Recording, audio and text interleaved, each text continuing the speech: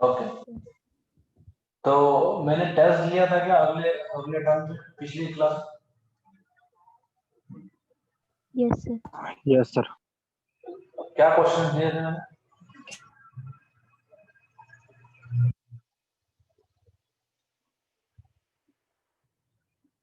कितने 30 क्वेश्चन का टेस्ट था या 7 क्वेश्चन का टेस्ट?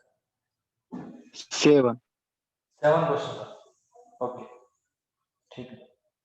तो देखो, ये 7 क्वेश्चन वाला जो टेस्ट है उसको अभी हम सॉल्व करते हैं।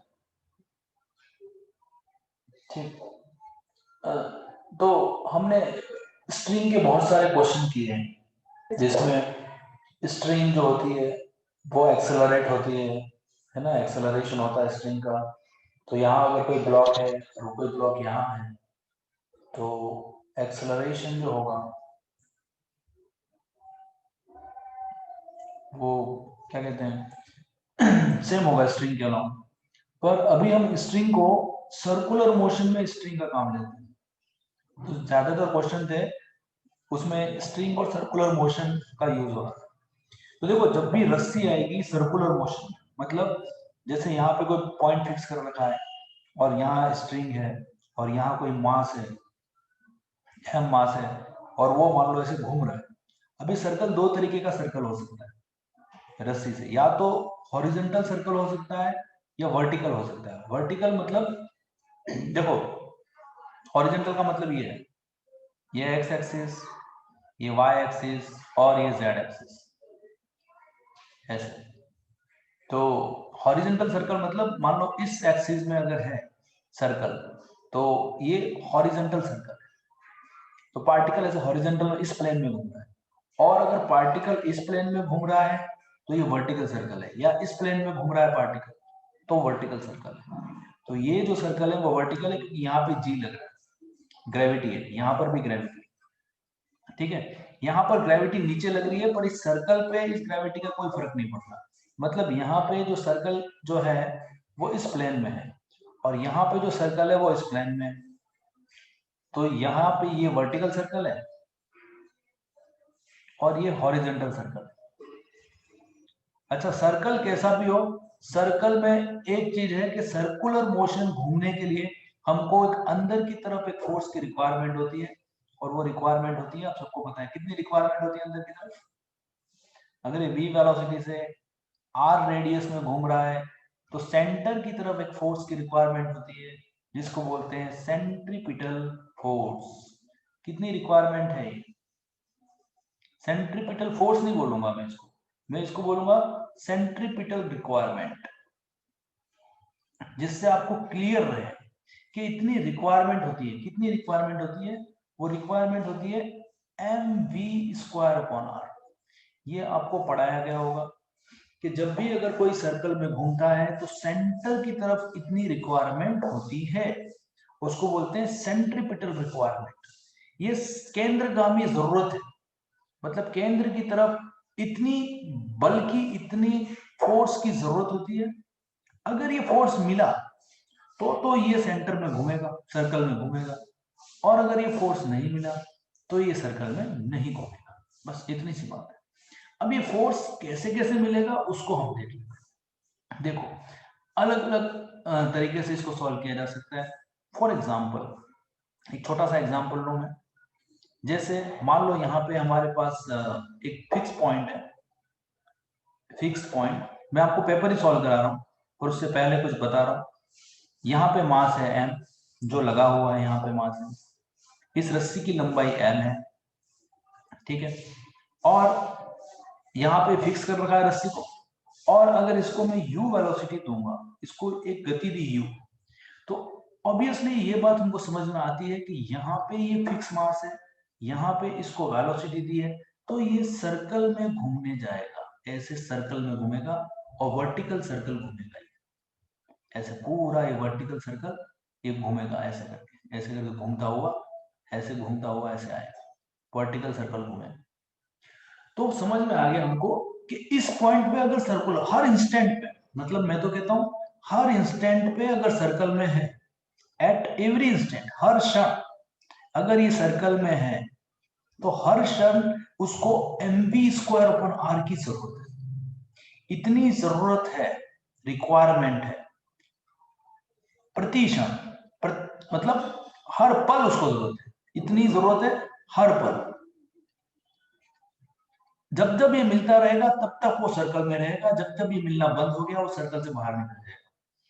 लेकिन अगर ये घूम रहा है सर्कल में, इसका मतलब इसको इतनी रिक्वायरमेंट है, इतनी जरूरत पूरी हो रही है। अभी कहां से मिल रही है? तो ये जरूरत देखो फोर्स है, क्योंकि ये फोर्स है, इतना फोर्स है, तो ये जरूरत देखो, अगर मुझे 100 रुपए की जरूरत है तो देखना पड़ेगा कि मुझे 100 रुपए कहां कहां से मिल रहे हैं। क्या मेरा बड़ा भाई मुझे दे रहा है पैसे? क्या मेरे पापा मुझे पैसे दे रहे हैं? क्या मेरी मदर मुझे मदद कर रही है? या कोई बड़ी बहन है वो मुझे मदद कर रही है, सिस्टर मदद कर रही है? तो कहां कहां से मुझे 100 रुपए की रिक्वायरमेंट पूरी हो रही है, दैट आई हैव टू सी। तो मान लो बड़े भाई ने मुझे 20 रुपए दिए, पापा ने 50 रुपए दिए, मदर ने 10 रुपए दिए, कितने हो गए? 80। और 20 रुपए सिस्टर ने दिए। तो ऐसे करके मैंने अपने 100 रुपए की रिक्वायरमेंट को पूरी किया। तो इसको, अगर ये एल रेडियस में घूम रहा है तो इसको इतनी रिक्वायरमेंट है, mu²/L की जरूरत है, कितनी जरूरत है। अब ये जरूरत कहां से पूरी होगी उसको देखते हैं। तो इस क्षण उसको इतनी जरूरत है, अभी अगले क्षण उसको जरूरत बदल जाएगी। अगले क्षण उसकी जरूरत क्यों बदल जाएगी? क्योंकि अगले क्षण उसकी वेलोसिटी बदल जाएगी। मान लो अगले क्षण रेडियस तो वही रहेगी एल, क्योंकि रस्सी की लंबाई एल है तो रेडियस वही रहेगी, लेकिन अगले क्षण क्या होगा, उसकी वेलोसिटी बदल जाएगी। वी, मान लो वी होगी या v1 होगी, कुछ भी होगी, v1 हो गई, तो अगले क्षण उसकी रिक्वायरमेंट हो जाएगी mv1²/L। ये उसकी जरूरत हो जाएगी उस इंस्टेंट पे, उस पल, उसको सर्कल में घूमने के लिए। अगले क्षण मान लो उसकी वेलोसिटी v2 हो गई, वेग उसका v2 हो गया, उसके बाद तो यहाँ पे उसकी रिक्वायरमेंट हो जाएगी mv2²/L। ये जरूरत बन जाएगी उसकी। तो उसकी जरूरत हमेशा बदलती रहेगी। हमेशा मेरी जरूरत 100 रुपए नहीं हो सकती, कभी 100 रुपए हो सकती है, कभी 200 रुपए हो सकती है, कभी 50 रुपए हो सकती है, और हो सकता है कभी 10 रुपए में काम चल जाए। तो मेरी जरूरत बदलती रहेगी, लेकिन मुझे अपनी जरूरत को पूरा करना है तो कहीं ना कहीं से मैं पैसे इकट्ठा करूंगा, है ना। तो वैसे ही इसको सर्कल में चलने के लिए इसको इतने फोर्स की जरूरत है, और ये जरूरत कहीं ना कहीं से पूरी होने चाहिए। अगर ये जरूरत पूरी होती रहेगी तो ये सर्कल में घूमता रहेगा, नहीं तो नहीं घूमेगा। सिंपल सी बात है। तो देखते हैं इसकी जरूरत यहाँ कौन पूरी करता है। तो यहाँ आपको पता पड़ रहा है कि इस क्षण इसके ऊपर एक तो mg तो नीचे लग रहा है, चलिए mg, अच्छा, और एक टेंशन लग रहा है। तो दो फोर्स है। हमने कहा कि ये जो फोर्स है वो केंद्रगामी है, मैंने कहा था सेंट्रीपिटल रिक्वायरमेंट, इसको मैंने बोला था सेंट्रीपिटल रिक्वायरमेंट, केंद्रगामी रिक्वायरमेंट। केंद्र की तरफ इतने बल की जरूरत है। तो केंद्र की तरफ कितना बल है? तो T ऊपर लग रहा है तो +T, और mg नीचे लग रहा है तो -mg। तो टोटल रिक्वायरमेंट कितनी, मतलब टोटल फोर्स केंद्र की तरफ कितना लगा? तो केंद्र की तरफ, जो सेंटर की तरफ जो फोर्स लगा वो लगा T - mg। अच्छा, इसका मतलब ये जो T - mg है, ये इसकी इस जरूरत को पूरा कर रहा है। मतलब T उसका बड़ा भाई मान लो और mg उसके पापा मान लो, तो उसके बड़े भाई और उसके पापा दोनों मिलकर के mu²/L की रिक्वायरमेंट को पूरे कर रहे हैं। तो अपन लिखेंगे T - mg is equal to mu²/L। ये हमारी इक्वेशन बनेगी इस वक्त। किस वक्त? जब ये पार्टिकल ए पॉइंट पे होगा तब। तो 8 पॉइंट ए। अच्छा, यहां पे क्या इक्वेशन अलग बनेगी? यस, अलग बनेगी। अब कैसी बनेगी उसको देखते हैं। 8 पॉइंट ए पॉइंट पे हमारे पास ये समीकरण बनने वाला है। अच्छा, इस बी पॉइंट पे क्या होगा? तो बी पॉइंट का समीकरण बनाते हैं। चलिए बी पॉइंट का समीकरण बनाते हैं। इक्वेशन,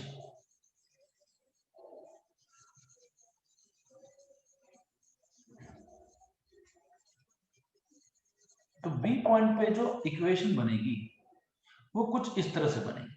देखो बी पॉइंट पे क्या हो रहा है, यहां पे ये सर्कल है, ये सेंटर है, और बी पॉइंट पे पार्टिकल यहां आ चुका है। ये मान लो v1 वेलोसिटी से ऐसे जा रहा है, क्योंकि वेलोसिटी हमेशा टेंजेंट रहेगी, ऐसे ही तो रहेगी, है ना, क्योंकि सर्कल में जा रहा है तो हर पॉइंट पे जो वेलोसिटी होगी वो इस पॉइंट के टेंजेंशियल रहेगी, ऐसे V2 इस सर्कल के टेंजेंशियल रहेगी V3, ऐसे मतलब इस रेडियस के परपेंडिकुलर रहने वाली है। सर्कल में अगर कोई पार्टिकल घूमेगा तो उसका जो वेग होगा वो उसकी रेडियस के हमेशा परपेंडिकुलर होगा। ये बात आपको याद रखनी है। रखनी क्या है, वो दिख ही रहा है, साफ साफ ऐसा है ना, यहाँ होगा तो ऐसे जाएगा, ऐसे किसी V4 से जाएगा, जैसे भी गया वो निकाल लेंगे हम, ठीक है। ये परपेंडिकुलर होगा 90 डिग्री का एंगल, ये सारे 90 डिग्री एंगल है, all the angles are 90 degree. चलिए ठीक है, तो ये 90 डिग्री का एंगल है। अच्छा, अब यहाँ पे क्या समीकरण बनेगा, तो मान लो ये एंगल थीटा है, मान लो ये एंगल थीटा है। अभी हमने कहा कि यहाँ पे रिक्वायरमेंट जो है वो है mv² इतनी रिक्वायरमेंट, mv1² इस पॉइंट पे इतने फोर्स की रिक्वायरमेंट। तो चलो देखते हैं ये रिक्वायरमेंट कौन पूरी करता है। तो देखो कौन ये रिक्वायरमेंट पूरी करता है। तो हमको सबसे पहली बात पता पड़ती है कि ये रस्सी है, तो रस्सी हमेशा खींचती है, तो इस पार्टिकल को रस्सी ऐसे खींच रही होगी ऊपर की तरफ टेंशन टी से। mg जो होगा, क्योंकि mg का तो एक ही काम है, पार्टिकल कहीं भी रहे mg तो हमेशा वर्टिकल रहेगा। यहाँ mg ऐसा रहेगा, यहाँ mg ऐसा रहेगा।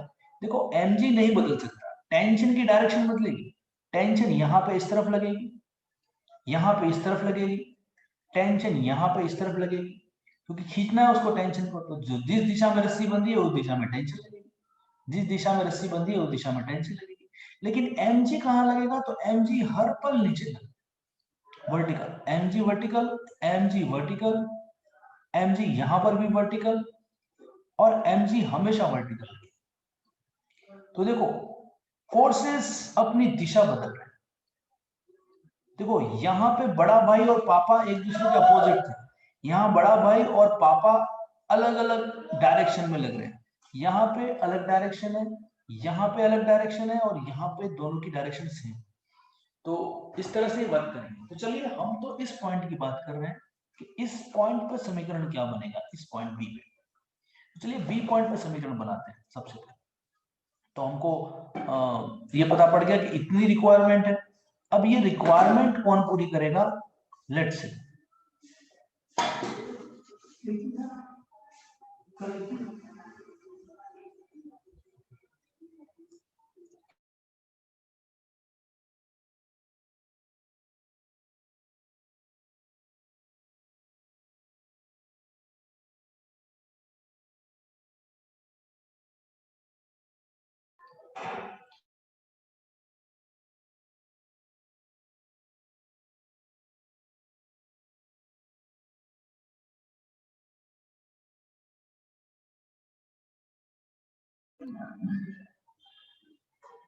हाँ,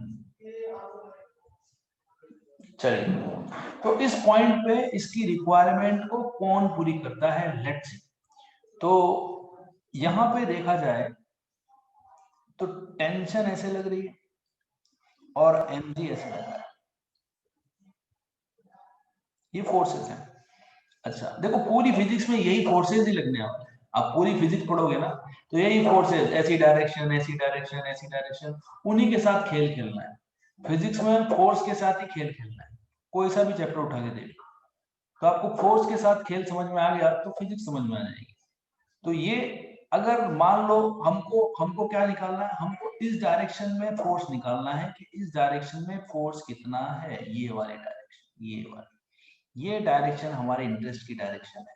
देखो यहाँ पे जब बॉल थी तो ये डायरेक्शन हमारे इंटरेस्ट की डायरेक्शन थी, क्योंकि ये सेंटर की तरफ यही डायरेक्शन जा रही है।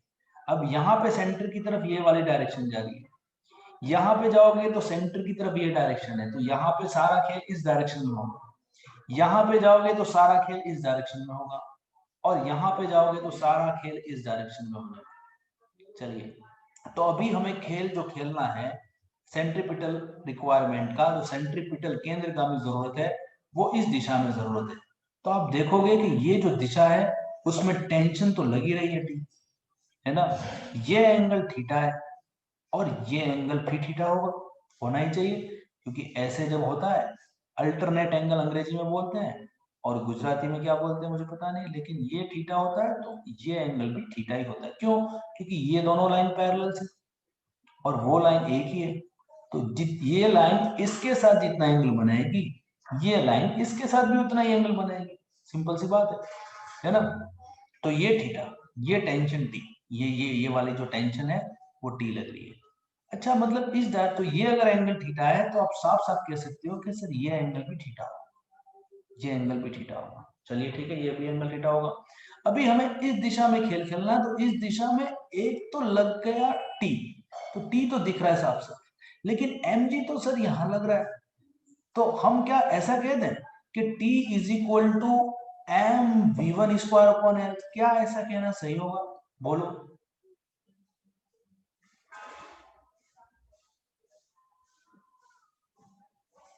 तो फिर आप mg को छोड़ दिया पूरा के पूरा?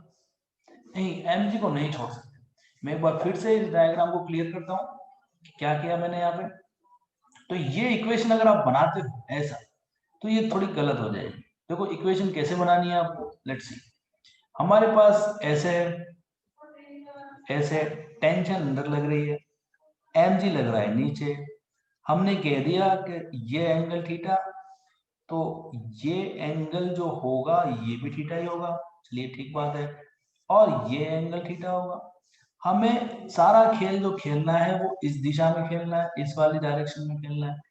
इस डायरेक्शन में जो सेंटर की तरफ फोर्स एक तो टी लग रहा है, लेकिन mg तो नहीं लग रहा, लेकिन mg इस दिशा के साथ कोई कोण जरूर बना रहा है। इसका मतलब है mg अगर इस दिशा के साथ कोण बना रहा है तो mg का एक कंपोनेंट इस दिशा में जरूर आएगा, और वो कंपोनेंट होगा mg cos थीटा। अच्छा, तो इसका मतलब पता पड़ गया कि इस दिशा में अगर ये प्लस है, क्योंकि अंदर की तरफ फोर्स लेना है, तो ये माइनस लेंगे। तो अब इस दिशा में जो नेट फोर्स है वो टी नहीं है, खाली T minus M G cos T, और ये इस दिशा का फोर्स है, और वो किसके बराबर होगा? तो वो इतनी जरूरत को पूरा करेगा, M V one square upon L की जरूरत को पूरा करेगा। तो उसको लिखा जाएगा M V one square upon L. तो यहाँ पे इक्वेशन ये बनने वाली है इस पॉइंट पे। चलिए मुझे बताइए, इस पॉइंट सी पॉइंट पे अगर इस पॉइंट सी को बोल दें सी, तो इसमें इक्वेशन क्या बनेगी सेंट्रीपिटल फोर्स की? कोई बता सकता है क्या?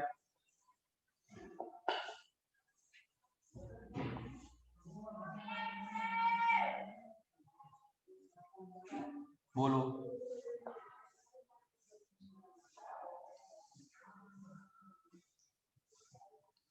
अगर मैं सी पॉइंट ले लूं, सी पॉइंट पे मैंने यहां पे सी पॉइंट लिया है, ये पॉइंट मेरा ए था और ये पॉइंट बी।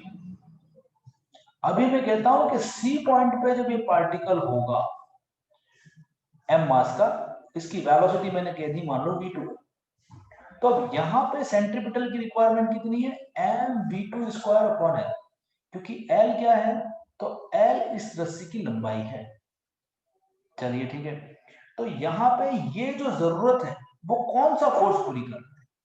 ये जरूरत कौन पूरी कर रहा है?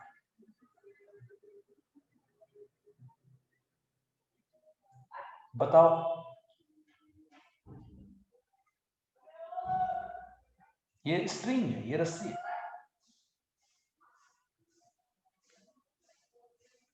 आप में से कौन बताना चाहेगा? अनिल पंचाल, अरुणा बेन, भव्या मोदी, भूमि गुप्ता, देव पटेल, कोई बता पाएगा क्या? सी पे कुछ भी आंसर बोल दो। अभी तक आपको जो समझ में आया उसके हिसाब से आप सी पे कुछ भी बोल दो।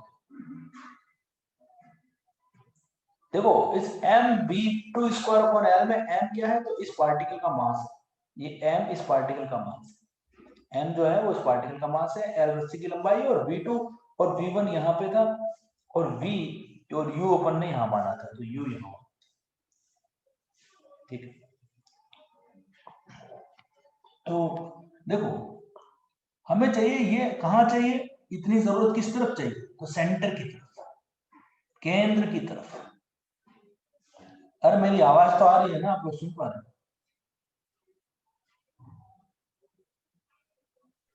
Yes sir.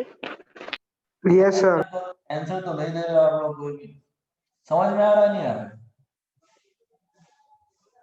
आ रहा है सर। कितना? 50%?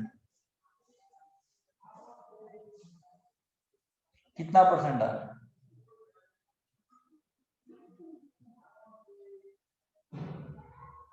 मुझे इस लाइन पे बताओ, इस लाइन पे इक्वेशन क्या बनेगी?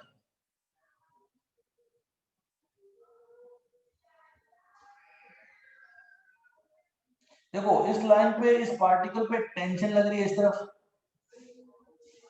टेंशन इस तरफ लग रही है, और mg इस तरफ लग रहा है। तो बताओ सेंटर की तरफ नेट फोर्स कितना लग रहा है?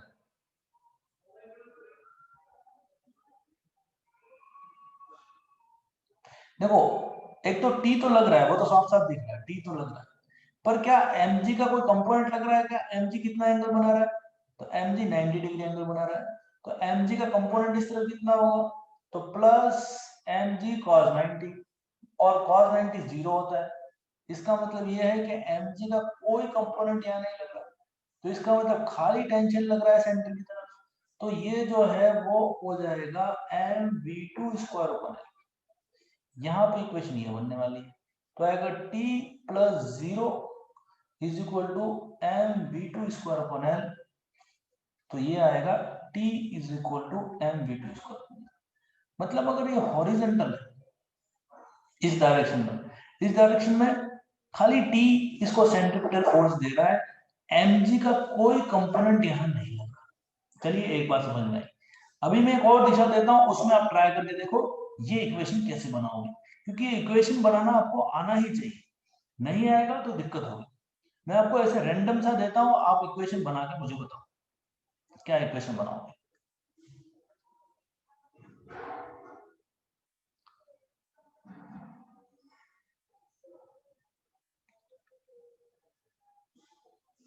पार्टिकल m मास का इधर है, v3 वेलोसिटी से जा रहा है, l लेंथ है, और मान लो ये एंगल थीटा है, ये एंगल थीटा दे दिया मैंने, ये एंगल थीटा नहीं दिया, मैंने ऊपर से एंगल थीटा दे दिया। अब बताओ इक्वेशन क्या बनाओगे सेंट्रीपिटल फोर्स की?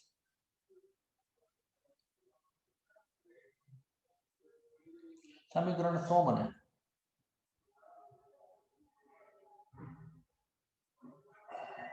बोलो सेंट्रीपिटल फोर्स कितना चाहिए?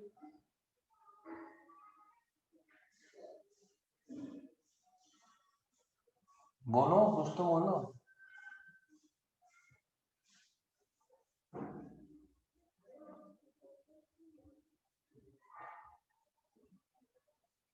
સેન્ટ્રીપિટલ ફોર્સ કેટલો જોઈએ છે, કેટલી રિક્વાયરમેન્ટ છે? તો આ v3 થી જાય છે તો mv3 square by r by l, क्योंकि l लेंथ है ना रस्सी, तो रस्सी की जो लंबाई है वही उसकी रेडियस होगी। बस ऐसे बोलते रहो, बोलते रहोगे तो मुझे भी ठीक लगेगा। इतनी जरूरत है केंद्र की तरफ, जरूरत है सेंटर की तरफ, केंद्र की तरफ, केंद्र की तरफ, सेंटर की तरफ इतनी जरूरत है। तो सेंटर कौन सी डायरेक्शन में? तो सेंटर तो इस डायरेक्शन में, तो सेंटर हमारा इस डायरेक्शन में, ये वाली जो डायरेक्शन है उसमें सेंटर है। ठीक, तो बताओ इस डायरेक्शन में नेट फोर्स कितना लगा?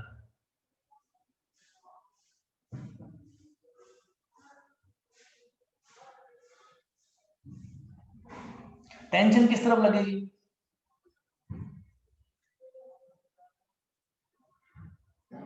सेंटर की तरफ, टी तो सेंटर की तरफ लगना है। mg किस तरफ लगेगा? mg कहां लगता है? नीचे वर्टिकल लगेगा। चलिए ठीक है, हाँ ऐसे बोलते रहो बेटा, बोलते रहोगे तो ही फायदे में रहोगे, नहीं बोलोगे तो नुकसान में जाओगे। तो ये अगर एंगल थीटा है, मैंने पहले ही कहा, तो ये एंगल પછી थीटा ફરીથી થીટા થઈ ગયો, તો આ એંગલ ફરીથી થીટા થઈ ગયો। તો આ mg, તો t તો સેન્ટર ની તરફ લાગી જ છે, ટી તો સેન્ટરની તરફ છે જ છે અને mg પૂરું નથી લાગેલું સેન્ટરની તરફ, પણ mg નો એક કમ્પોનેન્ટ સેન્ટરની તરફ છે. એ કેટલો કમ્પોનેન્ટ સેન્ટરની તરફ છે? mt નો કયો કમ્પોનેન્ટ, કયો ઘટક સેન્ટરની તરફ છે?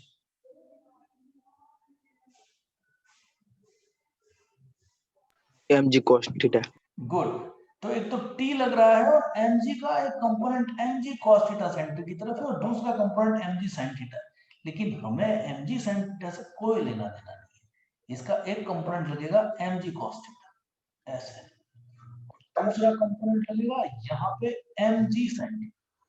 देखो अभी मैं ये खाली इसकी इक्वेशन लिखाना सिखा, बाद में आपको धीरे धीरे इसमें एनर्जी कंजर्वेशन भी ऐड कर देंगे तो इक्वेशंस हमारी और बदल देंगी. लेकिन अभी ये चीज तो सीखो कि सेंटर की तरफ अगर कुछ भी सर्कल चल रहा है तो कैसे इक्वेशन बनाए. जैसे टेंशन के साथ हो रहा है ना काम, वैसे ही नॉर्मल के साथ भी होता है, तो वो भी बता दूंगा मैं. तो t plus mg cos theta जो होगा वो यहाँ पे होगा mv3 स्क्वायर. बोलो क्लियर है क्या? अच्छा, टॉप पोजीशन पे अगर वेलोसिटी v4 है तो टॉप पोजीशन पे क्या होगा? देखो टॉप पोजीशन पे टेंशन भी नीचे लगेगा और mg भी नीचे लगेगा, तो बड़ा आसान है, ये तो t प्लस mg हो गया. टॉप पोजीशन पे लगेगा t प्लस mg, है ना, is equal to mv4 square upon l. ठीक है, तो इस तरह से ये सेंट्रीपिटल फोर्स की इक्वेशन बनेगी. चलिए अब हम एनर्जी की इक्वेशन बनाते हैं इन सभी पॉइंट्स पे. हमने कौन कौन से पॉइंट लिए थे? हमने पॉइंट ए लिया था, यहाँ पे कोई पॉइंट लिया था बी, यहाँ पे बी यहाँ लिया था, यहाँ जहां भी लिया होगा, यहाँ पे एक पॉइंट सी लिया था, यहाँ पे डी पॉइंट मान लेते हैं और ये पॉइंट ई मान लेते हैं. तो ऐसे हमने कुछ पॉइंट्स लिए और सभी पॉइंट्स पे हमने सेंट्रीपिटल फोर्स की इक्वेशन को लिखा. ये ई वाले पे समझ में आ गया कैसे किया? Yes sir. चलिए ठीक है, अब हम एनर्जी कंजर्वेशन की इक्वेशन लिखते हैं इन्हीं सभी पॉइंट्स को. अभी होता क्या है सवाल में, चलिए लेट्स से फिर सबको कंबाइन कर लेंगे एक साथ. वर्टिकल सर्कल चल रहा है और यही काम नॉर्मल के साथ भी होता है. देखो नॉर्मल के साथ क्या काम होता है, आपको ऐसा दे रखा होता है. देखो नॉर्मल के साथ कैसा होता है, नॉर्मल के साथ क्या होता है वो भी देख लेता हूं. आपको ऐसे रास्ता दे रखा होता है, ऐसा पाथ, ऐसे एक रास्ता दे रखा है, ऐसे रोड दे रखा है, ठीक है, और इस रास्ते पे बोला जाता है कि एक ब्लॉक है वो ऐसे ऐसे चल रहा है, v वेलोसिटी से आ रहा है, ठीक है. अच्छा, v वेलोसिटी से ये जो ब्लॉक है वो चल रहा है, यहाँ थीटा एंगल माथे छे, तो आज रेडियस छे, आर छे. तो बताओ सेंट्रीपिटल फोर्स, क्योंकि आ भी सर्कल में चाली રહ્યો છે, सर्कल में चाले એનો મતલબ એમ છે કે આને આટલા फोर्स ની જરૂરત છે. mv square upon r force की जरूरत है सेंटर की तरफ, बस खत्म बात. भले कैसा भी हो, रस्सी हो, यहाँ रस्सी नहीं है, यहाँ पे खाली ब्लॉक इस रास्ते पे चल रहा है तो कोई बात नहीं. पर अगर ब्लॉक चल रहा है r रेडियस में और थीटा एंगल पे है, तो बताओ ये जरूरत कौन पूरी करेगा? इतनी जरूरत है सेंटर की तरफ, कौन पूरी करेगा?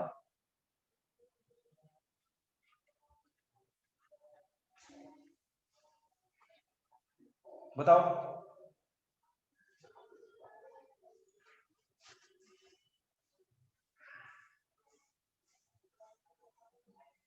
इस पे कौन कौन से फोर्सेस लग रहे हैं? सबसे पहले तो वो देखो, अगर मास इसका m है इस ब्लॉक का, तो क्या लगेगा? एक mg लागे. mg कई दिशा में लागे भाई?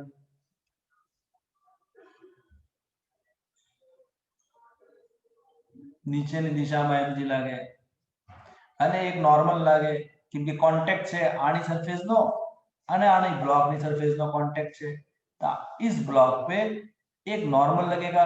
नॉर्मल तो ऐसे ही लगेगा, सेंटर की तरफ लगेगा, क्योंकि परपेंडिकुलर लगता है नॉर्मल. नॉर्मल हमेशा कहाँ लगता है? इस ब्लॉक को परपेंडिकुलर सरफेस परपेंडिकुलर लगेगा तो इस सेंटर की तरफ लगेगा. अच्छा, तो अब हमें इस दिशा में नेट फोर्स चाहिए, इस दिशा, ये वाली जो डायरेक्शन है उसमें नेट फोर्स चाहिए, इस दिशा में नेट फोर्स चाहिए. अच्छा, तो क्या समझ में आया? आप कैसे करें, क्या करें, समझ में नहीं आ रहा कुछ. तो चलिए, ये एंगल थीटा है तो ये एंगल पण थीटा થઈ ગયું. देखो मैं आपको फिर से बना देता हूं कैसे है। mg આમ લાગે છે અને પણ નોર્મલ આની દિશામાં લાગે છે, આની દિશામાં નોર્મલ છે, આ કોણ થીટા છે। ચलिए ठीक साहब, આ કોણ થીટા છે અને તો આ પણ કોણ પણ થીટા થઈ ગયું અને આને આગળ એક્સટેન્ડ કરવામાં આવે તો આ પણ થીટા થઈ ગયું।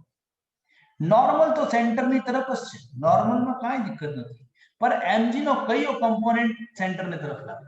कौन सा कंपोनेंट सेंटर की तरफ लगेगा? mg cos theta. किस तरफ लगेगा, सेंटर की तरफ या सेंटर से बाहर?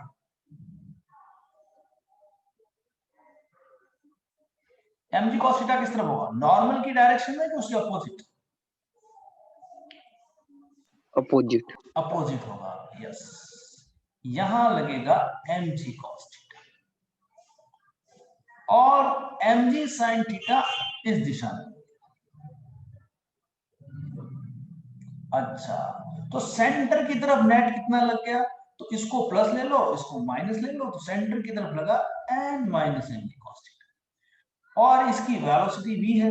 इसकी वेलोसिटी v आपको दे ही रखी है कि v वेलोसिटी से जा रहा है, ये v वेलोसिटी से जा रहा है, इस दिशा में ही तो जा रहा है, इस दिशा में ही जा रहा है। जिस दिशा में mg sin थीटा लगेगा, देखो ये थीटा तो ये थीटा, तो यहाँ mg cos थीटा और यहाँ mg sin थीटा, तो mg sin थीटा और v की दिशा एक ही रहेगी, ठीक है। तो ऐसे, तो ये mg n minus mg cos theta किसके बराबर होगा, mv स्क्वायर अपॉन r के बराबर, और ये सेंटर की तरफ है। mg sin थीटा क्या कर रहा है तो वो हम बाद में देखेंगे, अभी उसकी बात ही नहीं कर रहे, अभी हम खाली mv स्क्वायर अपॉन r की बात कर रहे हैं। तो n minus mg cos theta जो बनेगा वो बनेगा mv स्क्वायर अपॉन r के बराबर। बोलो ये बात क्लियर है क्या? Yes sir. चलिए अगला एग्जांपल और देखते हैं। यही सवाल અને પણ આમ બ્લોક છે, આ v વેલોસિટી થી ચાલે છે અને बताओ, और આ રેડિયસ r છે, ब्लॉक की रेडियस r છે, तो यहाँ पे mv स्क्वायर अपॉन r की जरूरत को कौन पूरा करेगा, कौन पूरा करेगा?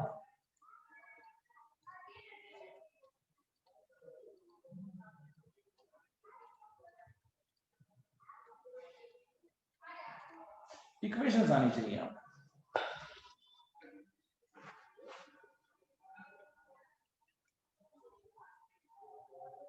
इस पे कौन कौन से फोर्सेस लग रहे हैं? mg कहां लगेगा? नीचे, डाउनवर्ड। और दूसरा क्या लगेगा? Normal, normal. नॉर्मल कहां लगेगा, एकदम सीधा ऊपर, परपेंडिकुलर ऐसे लग गया। तो सेंटर की तरफ नेट फोर्स कितना हो गया, सेंटर की तरफ नेट फोर्स कितना થઈ ગયો? n minus mg। यस, ऊपर वाला n प्लस और नीचे वाला mg, तो n minus mg is equal to mv square. ये हो गया इक्वेशन, उसमें क्या है, ठीक है। अच्छा, एक और लास्ट बता देता हूं, उसके बाद हम एनर्जी कंजर्वेशन देखेंगे। मान लो आपको ऐसे दे दिया, ऐसे करके ऐसे कोई डायरेक्शन दे दी ऐसे, और અહીંયાથી બ્લોક છોડ્યો u વેલોસિટી થી અને આ બ્લોક ઉપર ઘૂમીને આમ આવે, આમ હા આવી ગયો બ્લોક આમ। अच्छा, અને અહીંયાની બ્લોકની વેલોસિટી છે v, तो बताओ, और ये जो सेंटर है उसकी रेडियस है r, तो अब बताओ यहाँ पे mv स्क्वायर अपॉन r किसके बराबर?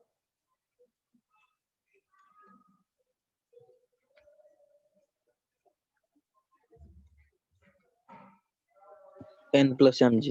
यस, n प्लस mg, क्योंकि यहाँ पे नॉर्मल लगेगा नीचे की तरफ और mg पर नीचे की तरफ लगेगा। नॉर्मल क्यों नीचे की तरफ, क्योंकि ब्लॉक जो है वो इस सरफेस के कांटेक्ट में, इस सरफेस के कांटेक्ट में, तो ये सरफेस जो है वो ब्लॉक को नीचे धकेलेगी, नीचे धकेलेगी, तो n नीचे लगेगा और mg भी नीचे लगेगा। तो इक्वेशन आएगी n plus mg is equal to mv square. चलिए एक और सवाल कर लेते हैं इसी टाइप का। देखो तो हर जगह अलग अलग बन रहा है mv स्क्वायर अपॉन, आपको ध्यान ये रखने वाली बात है कि हर जगह अलग अलग बन रहा है। चलिए एक और सवाल कर लेते हैं।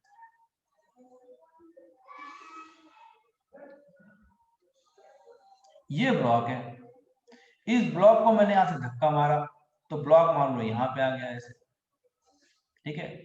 ये एंगल बन गया थीटा, आ पण कोण बनी गયું थीटा कोण, અને અહીંયા આની વેલોસિટી v છે અને રેડિયસ r છે, તો बताओ mv²/r किसके बराबर होगा?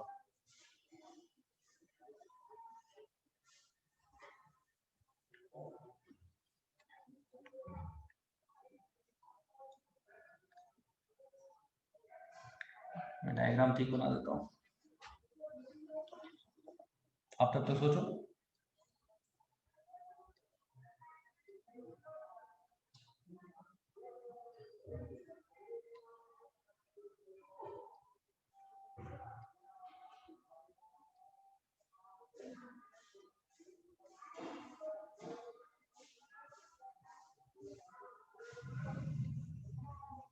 आ थीटा कोण, चलिए, અને આ v वेलोसिटी, बताओ mv²/r किसके बराबर?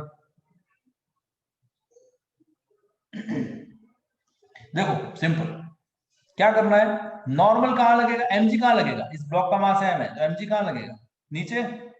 नीचे। mg तो नीचे ही लगना, उसमें कोई दिक्कत ही नहीं है। mg में बड़ा बना देता हूं, इसे बड़ी लाइन खींचनी, कोई बात नहीं। नॉर्मल कहां लगेगा, ऊपर परपेंडिकुलर, इस सरफेस यस के, सर। इस सरफेस के परपेंडिकुलर नॉर्मल ऐसे। अच्छा, हमें चाहिए फोर्स सेंटर की तरफ, तो सेंटर की तरफ मतलब इस लाइन पे फोर्स देखना है, इस लाइन पे, तो इस लाइन पे नॉर्मल तो ऊपर लग रहा है, तो नॉर्मल सेंटर की तरफ थोड़ी है, नॉर्मल तो सेंटर से दूर है। mg नहीं लग रहा, लेकिन अगर ये कोण थीटा है तो ये भी तो थीटा होगा, तो mg का कौन सा कंपोनेंट सेंटर की तरफ है? mg cos theta. mg cos theta, और ये कंपोनेंट लग गया mg sin थीटा, तो उसकी जरूरत नहीं है, उसके बारे में हम बाद में बात करेंगे कि mg sin थीटा क्या करता है। पर अभी हमें सेंटर की तरफ, तो अभी नेट सेंटर की तरफ क्या लग रहा है, mg cos थीटा, इसलिए इसको मैं प्लस लूंगा और इसको मैं नॉर्मल को माइनस लूंगा, क्योंकि ये सेंटर से दूर लग रहा है। हमको ये जरूरत सेंटर की तरफ है, इतनी जरूरत सेंटर की तरफ होती है, तो सेंटर की तरफ अब कौन दे रहा है रिक्वायरमेंट को, इसके पैसों की जरूरत कौन पूरी कर रहा है, mg cos theta minus m, ये पूरी कर रही है रिक्वायरमेंट mv²/r के बराबर। बोलो ये क्लियर है क्या सारी इक्वेशन? Yes sir. चलिए अभी हम एनर्जी कंजर्वेशन पे आते हैं कि एनर्जी कंजर्वेशन कैसे लगाते हैं। वापस चलते हैं रस्सी वाले पे। मैं सोचता हूँ स्प्रिंग के क्वेश्चन भी लूं, पर इतना टाइम नहीं मिलता कि स्प्रिंग वाले सवाल में, पहले ये नॉर्मल टेंशन हो जाए, उसके बाद स्प्रिंग के भी लेंगे।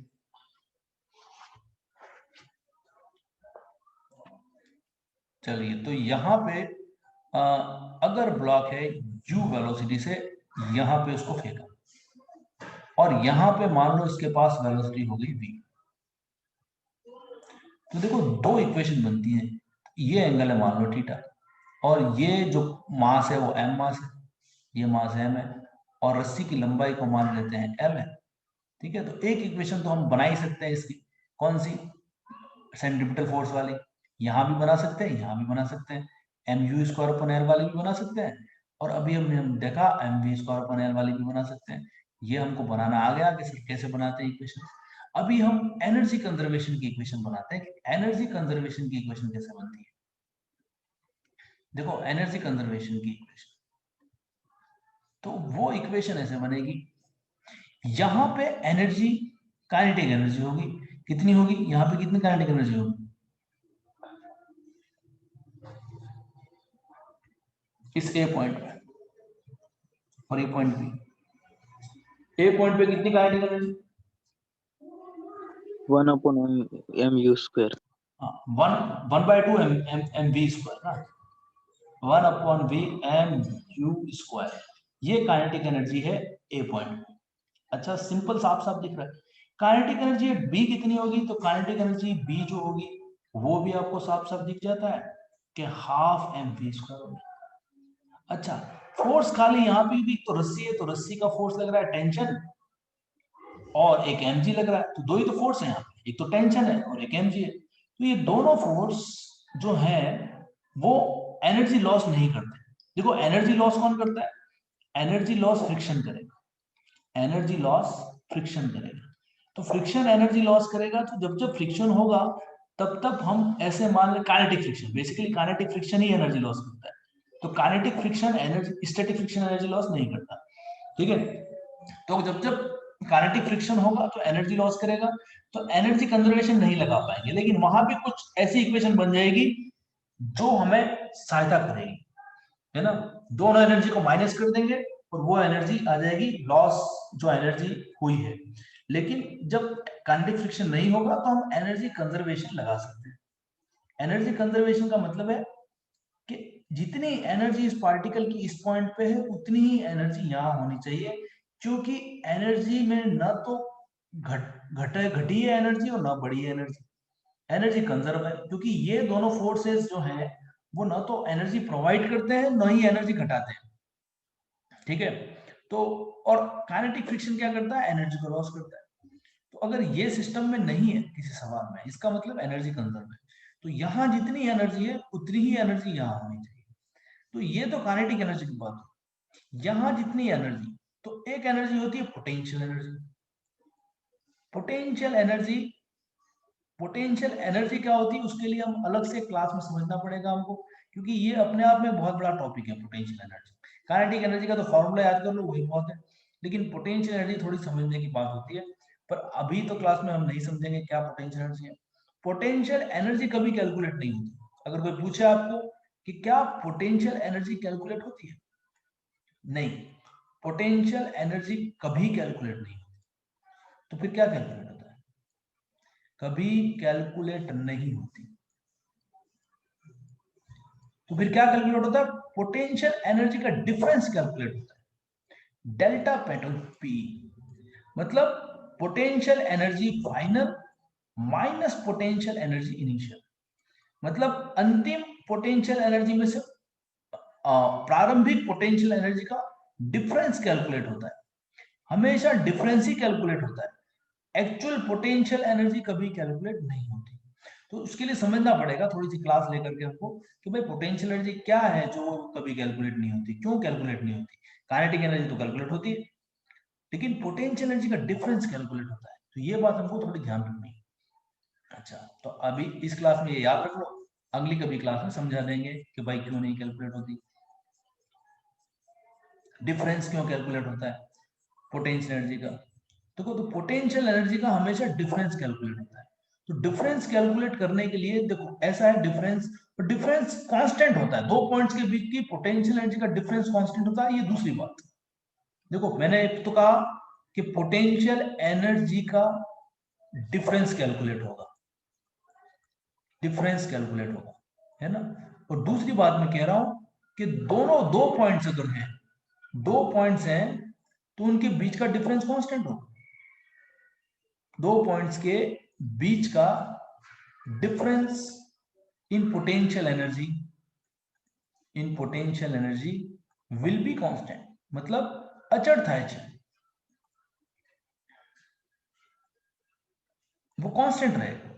इसका मतलब क्या है कि ए और बी की पोटेंशियल एनर्जी, पोटेंशियल एनर्जी को यू से बताते हैं, तो बी की पोटेंशियल एनर्जी और यू की ए की पोटेंशियल एनर्जी का जो डिफरेंस है, अगर मान लो 2 है, इसका क्या मतलब है, मतलब तो ये 2 हमेशा कांस्टेंट ही रहने वाला है, इसमें पोटेंशियल एनर्जी में डिफरेंस बदलेगा नहीं बदलेगा। तो अगर मैं ए की वैल्यू को अगर मैं रखता हूं 2 रख देता हूं, तो मुझे बी की वैल्यू क्या रखनी पड़ेगी, 4 रखनी पड़ेगी, है ना। अगर मैं ए की वैल्यू को 3 रख देता हूं तो बी की वैल्यू क्या रखनी पड़ेगी, 5। अगर मैं ए की वैल्यू को 5 रख देता हूं तो बी की वैल्यू क्या रखनी पड़ेगी, 7। तो ये डिफरेंस हमेशा कांस्टेंट है। तो मैं क्या करता हूं पता है, एक पॉइंट की एनर्जी को ये 2, 3, 5 रखने की जगह मैं 0 रख देता हूं। तो मैं अगर 0 रख दूंगा तो दूसरी की एनर्जी 2 हो जाएगी, तो ये डिफरेंस भी 2 आ जाएगा। इसलिए एक पॉइंट पे पोटेंशियल एनर्जी हम 0 मान लेते हैं, ए पे पोटेंशियल एनर्जी 0 मान लेंगे, तो बी पे अपने आप वही वैल्यू आएगी जो उनके बीच का डिफरेंस है। उनके बीच का डिफरेंस 2 है, तो बी पे भी 2 ही आने वाला है। तो इसलिए पोटेंशियल एनर्जी को एक जगह 0 मानना है। एक जगह 0 मानने का कारण है क्योंकि इनके बीच में हमेशा डिफरेंस कांस्टेंट रहेगा। डिफरेंस कांस्टेंट रहेगा तो एक को 0 मान लोगे, तो जो डिफरेंस है वही बी पे आ जाएगी वैल्यू, तो अब हम उसको सॉल्व करते हैं। देखो क्या करते हैं, इसको रब करते हैं। आज थोड़ा इतना ही देख पाएंगे, ज्यादा नहीं होगा, पर खैर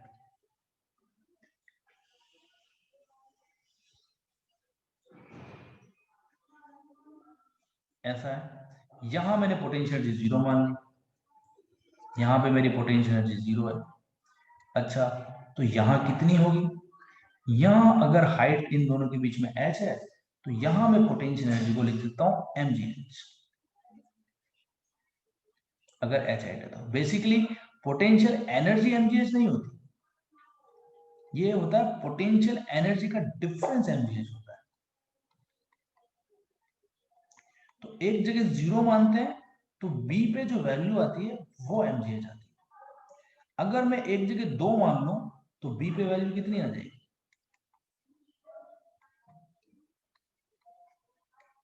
2 प्लस mgh। बोलो ये बात समझ में आ रही है? Yes sir. तो हमने यहाँ पे जीरो मान लिया इस पॉइंट पे, तो पोटेंशियल जी यहाँ जीरो मान ली, इसलिए एक जगह जीरो माननी पड़ेगी आपको, क्योंकि डिफरेंस हमेशा निकलता है उसका हमेशा डिफरेंस निकलेगा, तो आपको एक जगह जीरो मानना ही पड़ेगा। तो आप कहीं पर भी जीरो मान लो, या तो ऊपर जीरो मान लो या नीचे जीरो मान लो, पर हम नीचे जो लोएस्ट पॉइंट होगा उस पर जीरो मान करके, और जो डिफरेंस होता है वो mgh के बराबर होता है, वो हमको पता है, तो वो mgh निकल के आ जाता है दूसरे पॉइंट पे जो पोटेंशियल एनर्जी है। बी पॉइंट पे पोटेंशियल एनर्जी ub या पोटेंशियल एनर्जी mgh हो गई। अच्छा, तो यहाँ टोटल एनर्जी कितनी हुई? इस पॉइंट पे टोटल एनर्जी कितनी हुई? इस पॉइंट पे टोटल एनर्जी हुई हाफ mu स्क्वायर, एक तो ये, और दूसरा पोटेंशियल एनर्जी जीरो है तो प्लस जीरो, तो ये टोटल एनर्जी होगी इस पॉइंट पे, ए वाले पॉइंट पे, टोटल एनर्जी एट ए। और बी पे टोटल एनर्जी कितनी होगी? Half mv square plus mgh, तो half mv square plus mgh, ये टोटल एनर्जी एट बी होगी। और क्योंकि एनर्जी का लॉस नहीं हो रहा, मतलब दोनों एनर्जी आपस में बराबर है, तो दोनों एनर्जी को बराबर कर दो और हमारा काम हो जाएगा। लेकिन यहाँ पे थोड़ा सा दिक्कत आएगी, ये h निकालना पड़ेगा। तो h कैसे निकालते हैं वो आपको इस सवाल में बस यही सीखना है कि h कैसे निकलता है। ये वाला जो h है ना, वो कैसे निकलेगा वो सिखा रहा हूं मैं अभी आपको। तो total energy at A is equal to total energy at B, तो यह आ जाएगा half mu square is equal to half mv square plus mgh, तो ये आ गया। अच्छा, अब h कैसे निकलेगा? h कैसे निकलेगा क्या मतलब है? देखो h ऐसे निकलता है स्ट्रिंग की लेंथ की टर्म्स में, ये सेंटर है इसका, ये l है, ये थीटा है, तो आ पण आ आया आटलो इसको कितना थे? l cos थीटा है ना, ये l cos थीटा हुआ, और ये पूरी लंबाई l है, यहां से लेकर के यहां तक तो लंबाई l है, तो ये हाइट कितनी बची? ये हाइट कितनी बची? यही तो h है, तो h का वैल्यू हो जाएगा l minus l cos theta. बोलो समझ में आ रहा है? Yes sir. एक बार फिर से बता देता हूं क्या किया।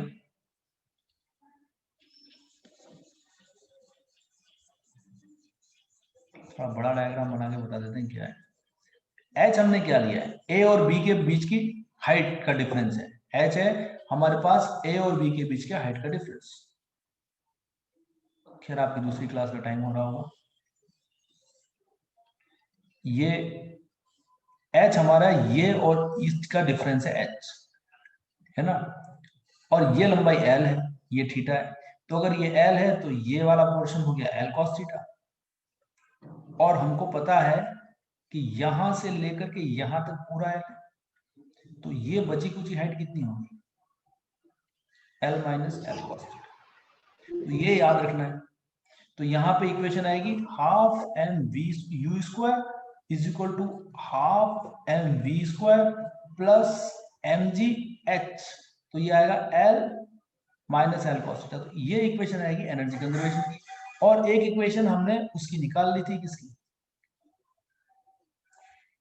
ये एंगल थीटा, ये थीटा, तो t minus mg cos theta is equal to mv square upon l, ये इक्वेशन थी।